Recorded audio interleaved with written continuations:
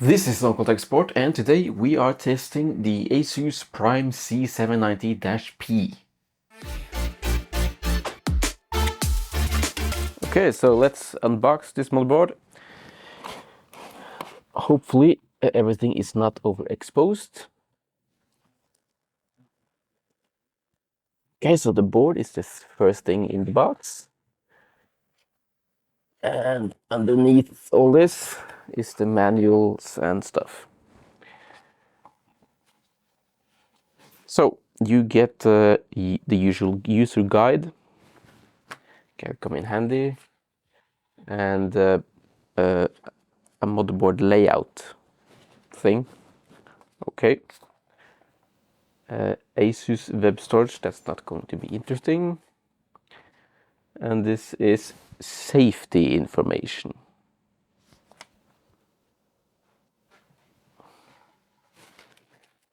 Other than that, we have two SATA cables. And these are some M.2 standoffs and screws. We have the I/O shield, so that's not a built-in I/O shield on this board, unfortunately. And we have, I guess this is a support for an M.2 SSD, probably. So that does not come pre-installed, you have to install it yourself. Now let's take a look at the motherboard.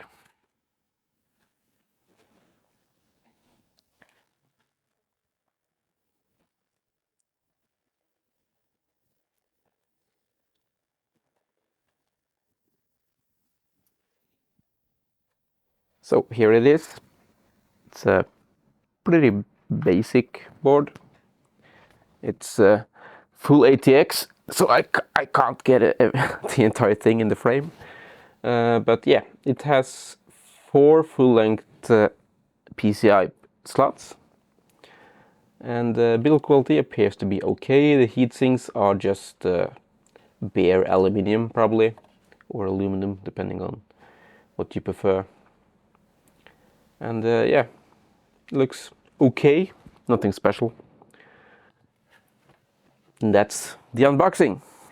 So prices for this motherboard varies between 212 USD to 240 USD. For the Wi-Fi version, this is the version without Wi-Fi, but you still get the Wi-Fi slot. And yeah, today we're going to take a look at what features this offers and what's the audio performance like and the memory overclocking. Those are the main features that we are going to take a look at. And yeah, we're going to see if it's worth the price and if it can stand up to its competitors, because there are a couple of other decent boards around the same price. So yeah, we're going to find out together. We start off looking at some of the features the board offers. So this is an ATX motherboard, but it's actually 10 millimeters narrower compared to regular ATX boards. I'll show you a bit later on. And it's not an issue or anything, but it might not reach the right-hand most motherboard standoffs in your case, depending on your case and setup and stuff like that. Other than that, the VRM heatsinks, those are pretty substantial and should be fine for all of the stock Intel CPUs, and you might even get away with some overclocking as well. In addition to that, the heatsink does function as a I/O cover, which is similar to the B550 Pro 4 from ASRock motherboard. There's only one M.2 heatsink on this motherboard, and it's not a problem. I mean, there's other budget motherboards that also only have one M.2 heatsink. The heatsink is usual, just a slab of aluminium, nothing special. And what I do have an issue with, though, is the marketing from ASUS, and that's because they claim that they don't claim, but on their marketing material it says one heatsink, 2 M.2 slots, or something like that. And the point about that is that you can use the M.2 heatsink for either the top or the bottommost M.2 slot, but the average consumer might not be take it that way, and maybe they think that, oh, it's 2 M.2 slots underneath the heatsink. It's not. And I do think that's a bit misleading, maybe not intentionally, but I think it can be a bit misleading to the average consumer. I mean, even me can see that there's not room for two M.2 SSDs underneath the heatsink, but the average consumer is not going to take that into consideration probably, and they just get the board. And maybe they look at the marketing material and think, oh, it's 4 M.2 slots and there's actually just 3. That would be a bit of a disappointment. Yeah, so it's only one heatsink, and there's 3 M.2 slots, all of them PCIe 4.0, and PCIe 4.0 SSDs can run pretty hot, so while it's not a problem, you might want to consider getting SSDs with a heatsink for the other slots, just so you don't run into thermal throttling issues. Okay, so on to the memory overclocking. So previously I did a review of the B760M Phantom Gaming from ASRock, and memory overclocking on that board was surprisingly good. It's a B-series board and I could post at 7800 megahertz. I'm using the same CPU and same memory sticks in this build, and it's quite disappointing. So I can get 7200 to post with a bit of work, but it basically doesn't even make it into Windows. It's very unstable.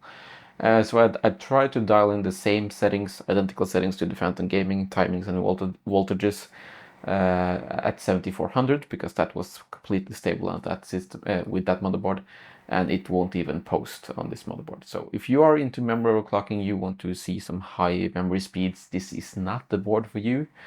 I mean, it's certainly possible that you can get it to work, but I'm really not keen on spending an entire weekend tuning the memory. I have a lot of other stuff to do. So the memory overclocking I did on the B760M Phantom Gaming, it just took a couple of hours, and some stability testing that did take more time, but I can do other stuff while it's stability testing. So yeah, dialing in the memory settings for the B760M Phantom Gaming, that went really quickly, and it's a bit of a nightmare on this board. So for me, I'm not going to recommend this board for memory overclocking or high-speed memory kits.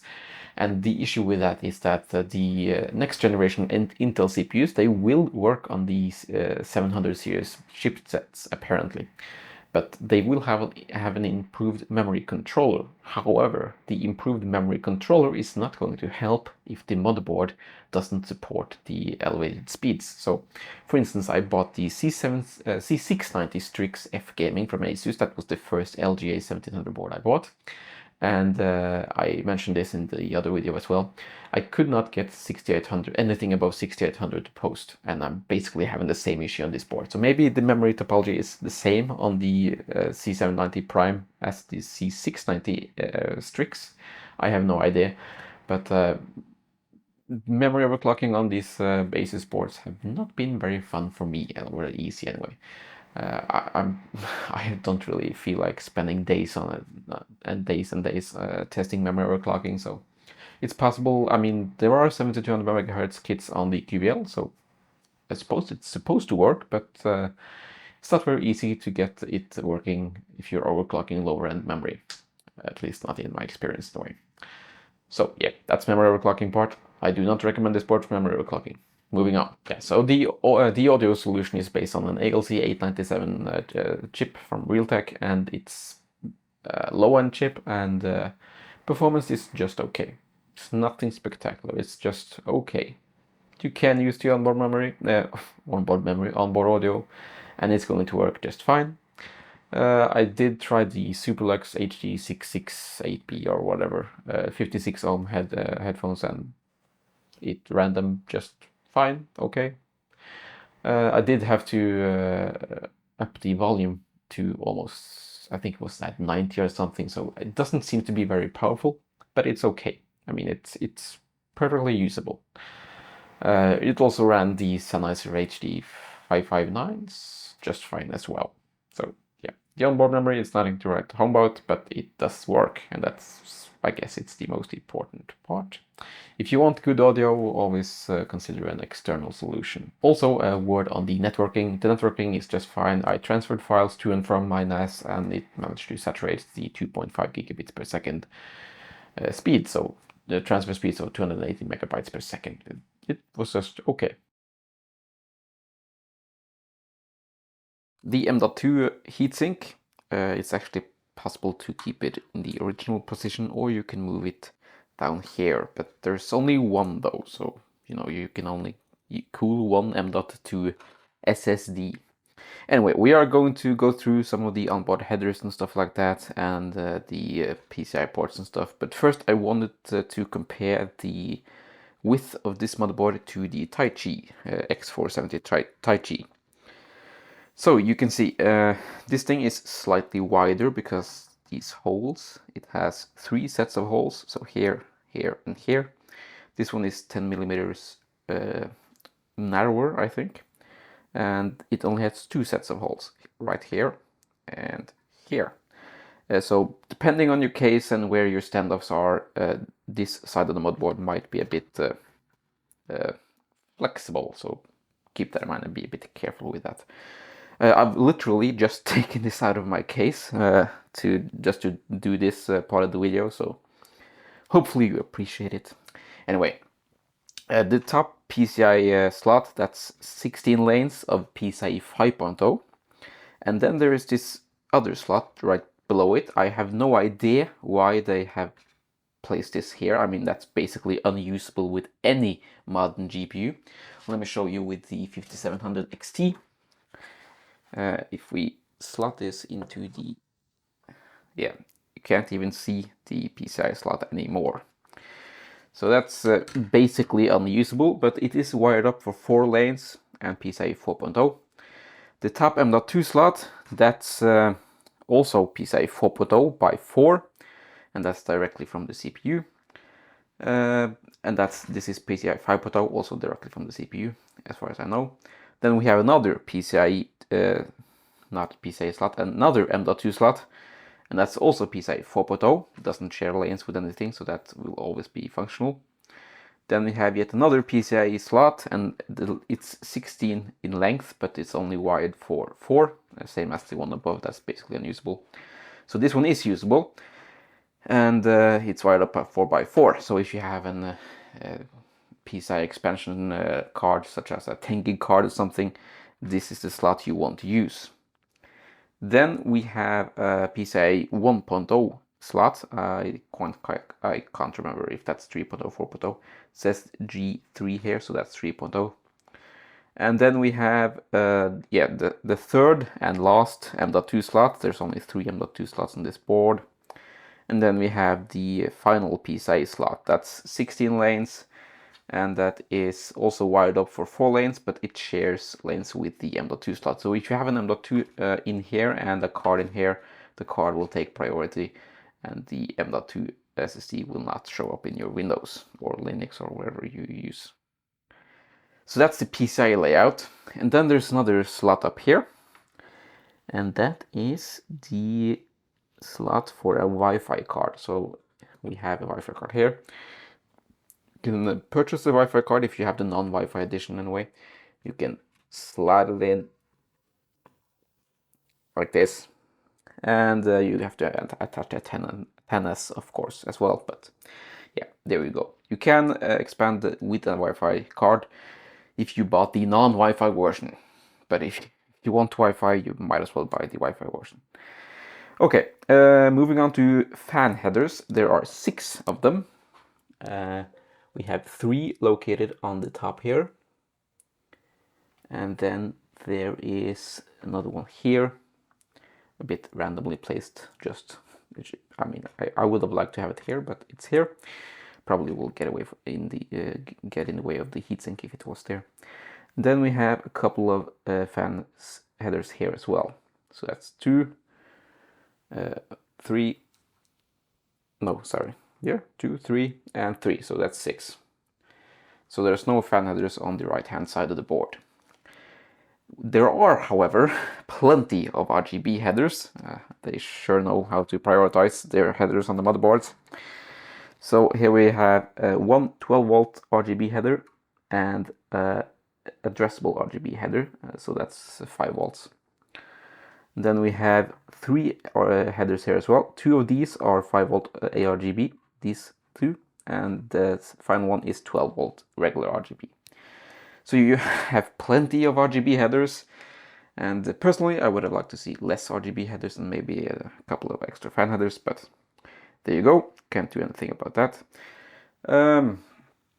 There is one other thing with the fan headers, and that's they are only 1 amp. All of them are only 1 amp headers, even the AIO pump header.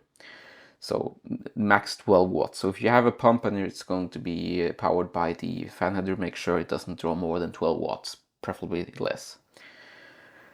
Yeah, as 4 SATA connectors here, and these are the vertical ones, not the angle ones, which you find on the Tai Chi. Yeah, then there's also a Thunderbolt header. If I remember correctly, that's the one you see. It's a bit dark maybe, but it's down here. Then we have a couple of USB 2.0 headers here. So these are usable for, you know, AIO coolers and RGB controllers and stuff like that. Or USB 2.0 headers, I mean ports on your case. Then we have a 3.0 header here. So that's 5 gigabits per second. Yeah, that's 5 gigabits per second. There's another 5 gigabits per second header here. And the USB-C header here, and that's 10 gig. So that's 10 gigabit per second header. Yeah. I have not tested if the M.2 or PCI slots share bandwidth with SATA ports. I have not tested that, so may or may not. I checked the manual, it didn't specify anything, so probably not, but you never know. Now let's take a look at the rear I/O. Moving on to the rear I/O, here we have a Displayport and HDMI port. The manual doesn't state what version this is, 2.1 or 2 or whatever, so I have no idea. Then you have a PS2 port, a couple of USB 2 ports, 2 USB 5 gigabit per second ports, another 2 USB 2 ports, and these 2 ports shares bandwidth with these ports. So I would not use any of the 2.0 ports for storage. I mean, maybe flash media, but nothing, not like external drives or something. If you have an external drive, use the 5 gigabits per second ports. They're fine for keyboards and stuff. Then we have the 2.5 Ethernet jack, so that's a Realtek NIC. And that's the USB-C port here, that's 20 gigabits per second. And yeah, I think this one is it as well. And then you have the audio jacks, and that's an ALC 897 codec. And I did test the audio chip, and it was nothing spectacular, but it functions, and it powered the Superlux HD headphones I sometimes use just fine, and the Sennheiser 559s. It didn't have any issues, but I did have to up the volume to almost 100, so it's not the most powerful audio solution, but it does work. But as always, if you want proper audio, get an external DAC headphone combo and you should be fine. So the Topping DX, what is it, DX2 or something.